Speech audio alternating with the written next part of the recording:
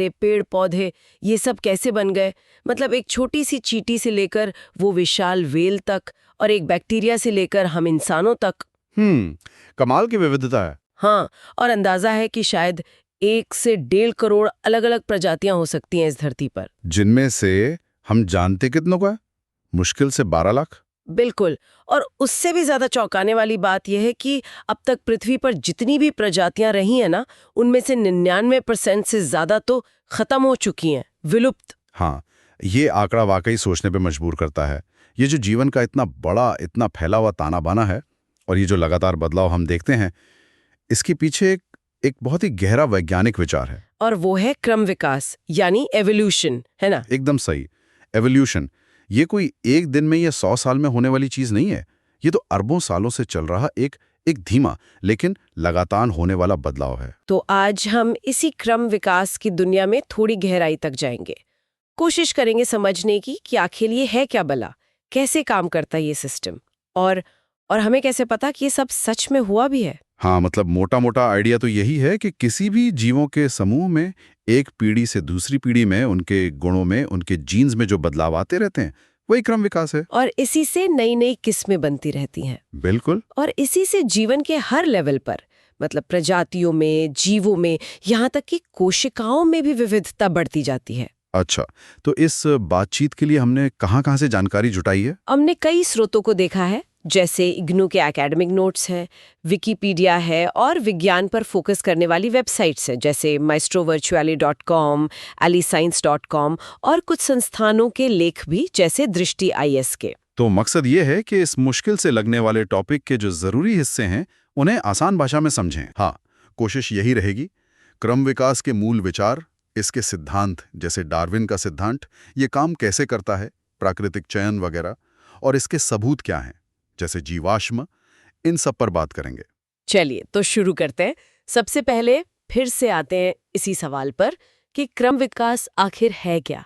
आपने कहा पीढ़ी दर पीढ़ी गुणों में बदलाव। हाँ बिल्कुल, सबसे सरल परिभाषा यही है। कोई भी जैविक आबादी, मतलब जीवों का समूह, उसमें समय के साथ एक पीढ़ी से दूसरी में उनके आनुवंशिक यानी जेनेटिक लक्षणों का बदलना, यही क्रम विकास है। और यही बदलाव दुनिया में इतनी तरह की प्रजातियां बनाता है। हाँ जी, और एक बहुत ही हैरत अंगेज बात वैज्ञानिक मानते हैं कि पृथ्वी पर आज जितने भी जीव हैं, चाहे वो पेड़ हों, जानवर, फंगस हों या हम इंसान, हाँ, वो सब के सब लगभग 3.5 से 4.25 अरब साल पहले मौजूद किसी एक ही साझा पूर्वज से विकसित हुए हैं। एक ही पूर्वज से सबके सब? हाँ, उसे वैज्ञानिक कहते हैं LUCA, last universal common ancestor. सोचिए, एक ही पूर्वज से इतनी सारी विविधता। ये तो वाकई मतलब विश्वास करना मुश्किल है। और इस पूरी कहानी का हीरो कौन है? DNA। बिल्कुल, आधार वही है, हमारा जेनेटिक मटेरियल DNA, वो डबल हेलिक्स वाला अणु जिसमें हमारी सारी बायोलॉजिकल जानकारी कोड की तरह लिखी होती है। इसी DNA में होते हैं जीन। जीन ही तय करते हैं कि हमारे लक्षण कैसे होंगे, आंखों का रंग, बालों का प्रकार, बहुत कुछ। और इन्हीं जीन्स में जब बदलाव होते हैं, हाँ, जब पीढ़ी दर पीढ़ी इन जीन्स में छोटे छोटे बदलाव जमा होते जाते हैं, वही क्रम विकास को आगे बढ़ाते हैं। अच्छा, पर ये बदलाव आते कैसे हैं? मतलब ये फर्क पैदा कहाँ से होता है पीढ़ियों के बीच? अपने आप? बदलाव आने के कई तरीके हैं। आप इन्हें क्रम विकास का इंजन समझ सकते हैं। इनमें सबसे जरूरी है उत्परिवर्तन यानी म्यूटेशन। म्यूटेशन, ये क्या होता है? ये दरअसल DNA की कॉपी बनते समय होने वाली छोटी मोटी गलतियां हैं। जैसे हम कुछ टाइप कर रहे हैं और कोई स्पेलिंग मिस्टेक हो जाए। अच्छा। ज्यादातर ये म्यूटेशन या तो बेकार होते हैं या नुकसान करते हैं, लेकिन कभी-कभी कोई एक गलती फायदेमंद साबित हो जाती है। फायदेमंद? जी कैसे? कोई उदाहरण? बिल्कुल, बैक्टीरिया का उदाहरण लेते हैं। मान लीजिए किसी बैक्टीरिया में अचानक एक ऐसा म्यूटेशन हो गया जिससे वो किसी खास एंटीबायोटिक दवा के असर से बच सकता है। तो उस बैक्टीरिया के लिए तो ये बहुत फायदेमंद हुआ ना। जब एंटीबायोटिक दी जाएगी तो बाकी सब मर जाएंगे, लेकिन ये बच जाएगा और अपनी अगली पीढ़ी को ये बचने वाला गुण देगा। और धीरे धीरे फिर सारे बैक्टीरिया वैसी हो जाएंगे जिन पर दवा का असर नहीं होता। एकदम सही। ये हम आजकल सुपरबग्स के रूप में देख भी रहे हैं अस्पतालों में। एंटीबायोटिक रेजिस्टेंस इसी का नतीजा है। हाँ, ये तो बहुत बड़ी समस्या बन गई है। तो म्यूटेशन एक तरीका हुआ विविधता आने का, और कोई तरीका? दूसरा बड़ा तरीका है यौन प्रजनन, सेक्सुअल रिप्रोडक्शन, मतलब नर और मादा का मिलकर संतान पैदा करना। अच्छा, उससे कैसे बदलाव आता है? उसमें माता पिता दोनों के जीन मिलकर एक बिल्कुल नया कॉम्बिनेशन बनाते हैं। इसलिए बच्चे माँ बाप जैसे होते हुए भी उनसे थोड़े अलग होते हैं। ये हर पीढ़ी में नई वैरायटी लाता है। और जीन प्रवाह, जीन फ्लो, वो क्या है? वो होता है जब एक जगह के जीव, मान लीजिए चिड़ियों का झुंड, उड़कर दूसरी जगह चला जाए और वहां की चिड़ियों के साथ बच्चे पैदा करे, तो उनके जीन आपस में मिल जाते हैं। इसे जीन प्रवाह कहते हैं। इससे भी विविधता फैलती है। तो ये सब तरीके हो गए जिनसे जीवों में वैरायटी या विविधता पैदा होती है। लेकिन सिर्फ वैरायटी होना तो काफी नहीं है ना? उसमें से कौन से गुण आगे जाएंगे, कौन से नहीं, ये कैसे तय होता है? शायद यहाँ डार्विन का आइडिया आता है। बिल्कुल सही पकड़ा। यहीं पर चार्ल्स डार्विन का वो मशहूर आइडिया काम करता है, प्राकृतिक चयन, नेचुरल सिलेक्शन। उन्होंने अपनी किताब on the origin of species में इसे समझाया था। प्राकृतिक चयन, प्रकृति चुनती है, कैसे? देखिए, ये कोई सोच समझकर चुनने वाली प्रक्रिया नहीं है। ये एक तरह का फिल्टर है। दुनिया में संसाधन जैसे खाना, पानी, जगह, ये सब सीमित हैं। हाँ, वो तो है। और ज्यादातर जीव जरूरत से कहीं ज्यादा बच्चे पैदा करते हैं। अब क्योंकि म्यूटेशन और यौन प्रजनन की वजह से सारे बच्चे एक जैसे नहीं होते, उनमें थोड़ी बहुत भिन्नता होती है। तो उनमें से कुछ बच्चे अपने माहौल में जिंदा रहने और बच्चे पैदा करने में दूसरों से थोड़ा बेहतर साबित होते हैं। अच्छा, मतलब जिनके गुण उन्हें उस माहौल के हिसाब से ज्यादा फिट बनाते हैं। बिल्कुल। और यहाँ फिटनेस का मतलब बॉडी बिल्डिंग वाली फिटनेस नहीं है। हाँ। फिटनेस का मतलब है माहौल के हिसाब से ढलकर, जिंदा रहकर ज्यादा से ज्यादा संतानें पैदा करने की क्षमता, जो आगे चलकर और संतानें पैदा कर सकें। ओके। तो जिनके गुण फायदेमंद होते हैं वो ज्यादा जीते हैं, ज्यादा बच्चे पैदा करते हैं और अपनी वो फायदेमंद गुण अगली पीढ़ी को पास कर देते हैं।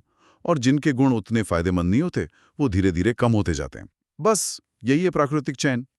अच्छा, जैसे वो जिराफ वाला उदाहरण है कि शायद पहले जिराफों की गर्दनें छोटी रही हों, फिर जिनकी गर्दन संयोग से थोड़ी लंबी हुई, वो ऊंचे पेड़ों की पत्तियां खा पाएं। हाँ, और अकाल वगैरह में बच गए, ज्यादा बच्चे पैदा किए और धीरे धीरे उनकी गर्दन लंबी होती चली गई। हाँ, ये एक क्लासिक उदाहरण है जिसे दिशात्मक चयन कहते हैं।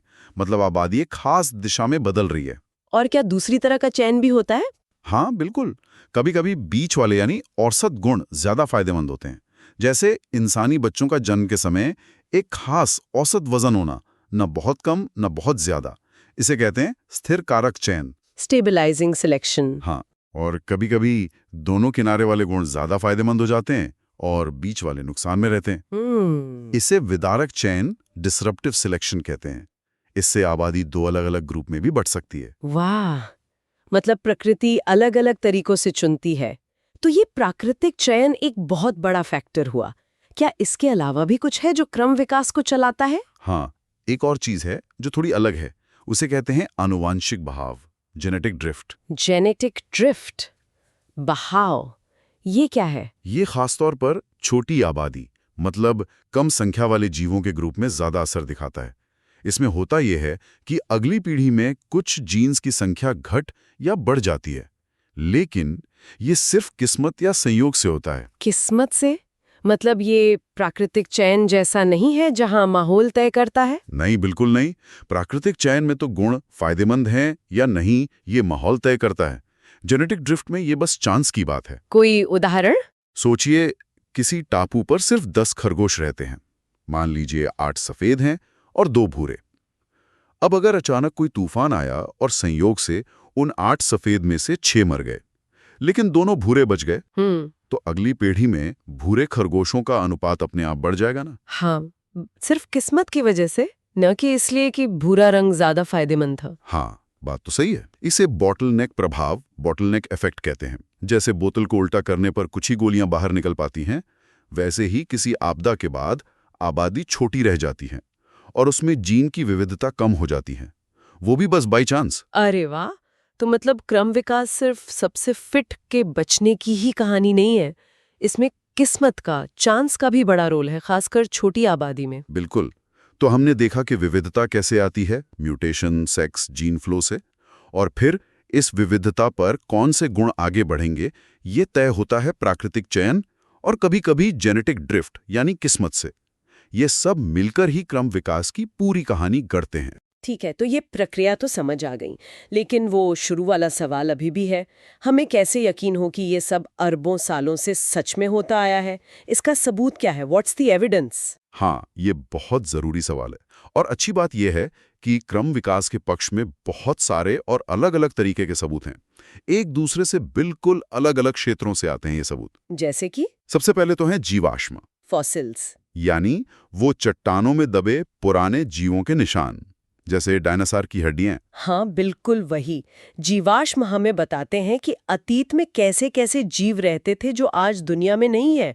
वो हमें दिखाते हैं कि समय के साथ जीवों के शरीर में, उनकी बनावट में कैसे बदलाव आए हैं। और सबसे दिलचस्प होते हैं संक्रमणकालीन जीवाश्म, ट्रांजिशनल फॉसिल्स। ये ऐसे जीवाश्म होते हैं जो दो अलग-अलग तरह के जीवों के बीच की कड़ी जैसे लगते हैं। बीच की कड़ी मतलब? जैसे एक मशहूर जीवाश्म है आर्कियोप्टेरिक्स। उसमें कुछ गुण डायनासोर जैसे सरीसृपों के थे, जैसे दांत और लंबी पूंछ, और कुछ गुण पक्षियों जैसे थे, जैसे पंख। तो वो दिखाता है कि पक्षी शायद डायनासोर से ही विकसित हुए होंगे। अरे वाह, ये तो सच में मिसिंग लिंक्स जैसा हुआ। हाँ, कह सकते हैं। हालांकि ये ध्यान रखना जरूरी है कि जीवाश्म रिकॉर्ड कभी पूरा नहीं होता, क्योंकि हर जीव मरने के बाद जीवाश्म बनता नहीं है। बहुत खास परिस्थितियां चाहिए होती हैं। अच्छा, लेकिन जितने भी जीवाश्म हमें मिले हैं, वो क्रम विकास की कहानी को मजबूती देते हैं। ठीक है। तो जीवाश्म एक बड़ा सबूत हुए, और क्या है? दूसरा बड़ा सबूत आता है तुलनात्मक शरीर रचना, कंपैरेटिव एनाटॉमी से। इसमें हम अलग-अलग जीवों के शरीर की बनावट की तुलना करते हैं। जैसे आप इंसान का हाथ देखिए, चमगादड़ का पंख देखिए, और व्हेल मछली का वो तैरने वाला फ्लिपर। बाहर से देखने में कितने अलग लगते हैं ये। हाँ, बिल्कुल अलग है। लेकिन अगर आप इनके अंदर की हड्डियों की बनावट को देखें, तो आप हैरान रह जाएंगे कि वो कितनी मिलती जुलती हैं। वही बेसिक हड्डियों का पैटर्न है सब में। सच में? ऐसा क्यों?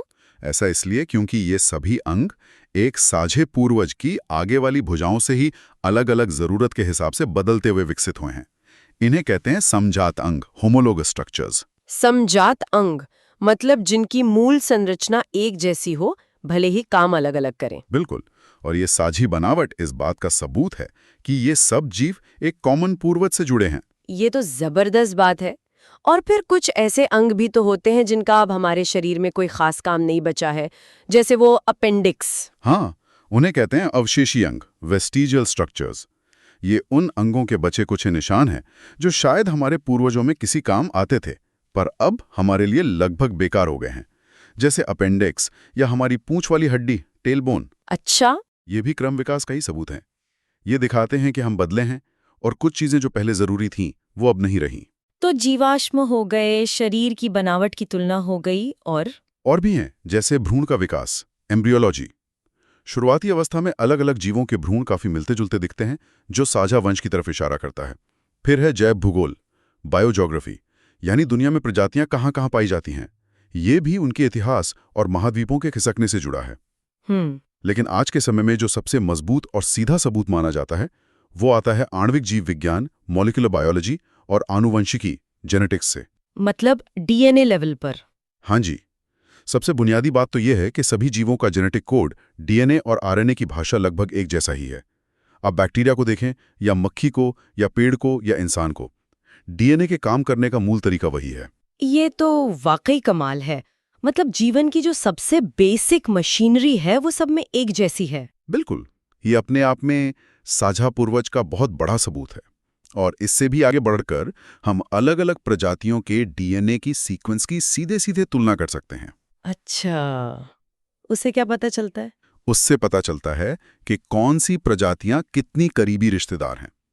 जितनी करीबी रिश्तेदार होंगी, उनका डीएनए उतना ही ज्यादा मिलता जुलता होगा। जैसे इंसान और चिंपैंजी का डीएनए 98% से भी ज्यादा समान है। 98%? ये तो बहुत ही ज्यादा है। हाँ, इसी तरह हम किसी भी दो प्रजातियों के डीएनए की तुलना करके अंदाजा लगा सकते हैं कि उनके पूर्वज कितने समय पहले अलग हुए होंगे। इसे मॉलिक्यूलर क्लॉक कहते हैं। तो मतलब जीवाश्म, शरीर की बनावट, डीएनए, ये सब मिलकर एक ही तरफ इशारा कर रहे हैं। हाँ, ये सारे सबूत, जीवाश्म, तुलनात्मक शरीर रचना, अवशेषी अंग, भ्रूण का विकास, जीवों का भौगोलिक वितरण और सबसे बढ़कर डीएनए और प्रोटीन के अध्ययन, ये सब मिलकर एक सुसंगत तस्वीर बनाते हैं। और वो तस्वीर यही है कि जीवन समय के साथ बदला है, बदल रहा है, और हम सब एक बहुत लंबे साझे अतीत से जुड़े हुए हैं। चलिए, जब हम अतीत से जुड़ने की बात कर रहे हैं तो जरा इंसानों के विकास पर भी थोड़ी बात कर लेते हैं। हम कहाँ से आए इस कहानी में? हाँ, तो हम इंसान भी इसी क्रम विकास की प्रक्रिया का हिस्सा हैं। हम प्राइमेट्स के समूह से आते हैं, यानी बंदरों और वानरों के रिश्तेदार हैं। जीवाश्म सबूत हमें दिखाते हैं कि कैसे हमारे पूर्वज, जो शायद अफ्रीका में रहते थे, धीरे धीरे 4 पैरों से 2 पैरों पर चलना सीखे, जैसे ऑस्ट्रेलोपिथेकस के जीवाश्म मिले हैं। अच्छा, वो लूसी वाला जीवाश्म। हाँ, लूसी उसी समूह की थी। फिर आए होमो हैबिलिस, जिन्होंने शायद पहली बार पत्थर के औजार बनाना शुरू किया। Homo habilis, handyman. बिल्कुल। फिर होमो इरेक्टस, जो सीधे खड़े होकर चलते थे। उन्होंने आग का इस्तेमाल सीखा और वो अफ्रीका से निकलकर एशिया और यूरोप तक फैले। और फिर हम आए होमो सेपियंस। हाँ, उसके बाद कई और कड़ियां हैं, जैसे निएंडरथल मानव, और आखिरकार हम, यानी होमो सेपियंस, यानी बुद्धिमान मानव, लगभग 2 से 3 लाख साल पहले अफ्रीका में विकसित हुए। तो ये जो आउट ऑफ अफ्रीका थ्योरी है, वो यही कहती है कि हम सब अफ्रीका में पैदा हुए और फिर दुनिया भर में फैले। हाँ, जेनेटिक सबूत, खासकर माइटोकॉन्ड्रियल डीएनए, जो सिर्फ मां से बच्चों में जाता है, और वाई क्रोमोसोम, जो सिर्फ पिता से बेटों में जाता है, का अध्ययन यही दिखाता है। हम सभी आज के इंसानों की जड़ें अफ्रीका में हैं। हम सब अफ्रीकी हैं? एक तरह से हाँ, हमारे सबसे पुराने पूर्वज वहीं के थे। फिर हमारे पूर्वज छोटी छोटी तोलियों में अफ्रीका से बाहर निकले और धीरे धीरे पूरी दुनिया में बस गए। वो कैसे फैले, किन रास्तों से गए, इस पर अभी भी रिसर्च चल रही है, लेकिन मूल आइडिया यही है। ये जानना बहुत दिलचस्प है। तो आज हमने क्रम विकास की इस बहुत बड़ी और रोमांचक कहानी के कई अहम हिस्सों को छुआ। ये कैसे काम करता है, इसके पीछे के सिद्धांत क्या हैं, और हमें कैसे पता कि ये हुआ है। हाँ, संक्षेप में कहें तो क्रम विकास कोई थियरी या अटकलबाजी नहीं है। ये जीव विज्ञान का एक केंद्रीय फाउंडेशनल सिद्धांत है। ये बताता है कि जीवन में विविधता कहाँ से आती है, जैसे म्यूटेशन, सेक्स, और फिर प्रकृति उस विविधता को कैसे आकार देती है, प्राकृतिक चयन, जेनेटिक ड्रिफ्ट। और इसके सबूत हर तरफ है, पत्थरों में दबे जीवाश्मों से लेकर हमारे अपने डीएनए के अंदर तक। बिल्कुल। जीवाश्म, शरीर रचना, भ्रूण का विकास, जीवों का फैलाव और खासकर आणविक जीव विज्ञान, ये सब मिलकर एक ही कहानी बयान करते हैं। और इसे समझना सिर्फ वैज्ञानिकों के लिए जरूरी नहीं है ना? हाँ, आम इंसान की जिंदगी से भी इसका कोई लेना देना है। अरे बिल्कुल है। क्रम विकास को समझना हमें आज की कई बड़ी चुनौतियों को समझने और उनसे निपटने में मदद करता है। जैसे चिकित्सा में ये जो एंटीबायोटिक दवाओं का असर कम होता जा रहा है, बैक्टीरिया में रेजिस्टेंस बढ़ रहा है, ये लाइव एवोल्यूशन है। इसे समझे बिना हम नई दवाएं या तरीके कैसे विकसित करेंगे? वायरसों का बदलना, जैसे फ्लू या कोरोना वायरस, ये भी एवोल्यूशन है। हाँ, ये तो है। और खेती में हमें बेहतर फसलें चाहिए जो बीमारियों से लड़ सकें, कम पानी में उग सकें। यहां भी क्रम विकास के सिद्धांतों का इस्तेमाल होता है। पर्यावरण संरक्षण में हमें समझना होगा कि जब हम पर्यावरण बदलते हैं तो प्रजातियां कैसे रिएक्ट करती हैं, कौन सी लुप्त होने के कगार पर पहुंच जाती हैं, उन्हें कैसे बचाया जाए। और शायद सबसे बढ़कर यह हमें खुद को समझने में मदद करता है कि हम कौन हैं, कहां से आए हैं, इस पृथ्वी पर बाकी जीवों के साथ हमारा क्या रिश्ता है। ये हमें जीवन के प्रति एक ज्यादा गहरी समझ और शायद ज्यादा विनम्रता भी देता है। तो ये सिर्फ अतीत की धूल भरी कहानी नहीं है, ये हमारे आज से, हमारे कल से बहुत गहराई से जुड़ी हुई है। बिल्कुल। और यहीं पर मैं एक सोचने वाली बात छोड़ना चाहूंगा श्रोताओं के लिए। हाँ, बताइए। क्रम विकास रुका नहीं है, ये एक लगातार चलने वाली प्रक्रिया है। इंसान भी बदल रहे हैं। हालांकि हमारी पीढ़ियां लंबी होती हैं तो बदलाव बहुत धीमा लगता है। लेकिन सोचिए, आज हम तकनीक से अपने माहौल को कितनी तेजी से बदल रहे हैं। जेनेटिक इंजीनियरिंग की बातें हो रही हैं, हम बीमारियों को हराने की कोशिश कर रहे हैं। भविष्य में शायद हम दूसरे ग्रह पर भी बसने की सोचें। तो ये सब चीजें, टेक्नोलॉजी, बदलता पर्यावरण, शायद भविष्य में अंतरिक्ष यात्रा, ये सब इंसानी विकास को आगे किस तरह मोड़ सकती हैं? क्या हम भविष्य में शारीरिक या मानसिक रूप से बहुत अलग हो जाएंगे? क्या नए तरह के इंसान बनेंगे? ये वाकई एक बड़ा सवाल है जिसका जवाब भविष्य ही देगा। लेकिन एक बात पक्की है, जीवन के बदलाव का ये सिलसिला ये जारी रहेगा।